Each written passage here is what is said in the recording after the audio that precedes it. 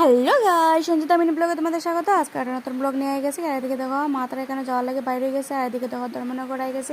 আর এদিকে ধর্মনগর আওয়ার পরে গেছিলাম পেট্রোল পাম্পও, এখানে মানে পেট্রোল ঢুকাইবা লাগে। আর এদিকে দেখো লম্বা একটা লাইন। যাই হোক তারপরে ধর্মনগর থেকে আই গেছে, একটু বৃষ্টিও পড়ছিল। আর আই গেছি আওয়ার পরে এখানে মানে আমটাম খাইছে, এটা ভিডিও করতাম ভুলে গেছি, তাই পরে তোমাদের সাথে শেয়ার করলাম বড়াটা শুধু। যাই হোক তারপরে ডিমের অমলেট করার লাগে আমি এখানে পেঁয়াজ কাটছি, এখানে একটা টমেটো কাটছি। আর রাত্রে খাওয়ার শুধু আমার এই অমলেটটা। যাই হোক তারপরে মা এখানে রান্না করতে, পাপাইয়ের সাথে খেলা করতে। তারপরে এই দেখো আমার অমলেটটা এখানে বসানো গেছে। আর কড়াইটা খালা মানে এটা পরিষ্কার কম হয় এটার লাগিয়া। যাই হোক তারপরে আমার অমলেটটা রেডি। আর এদিকে দেখো মায়া সেটা করে ভিডিও করতে আমি কীরকম।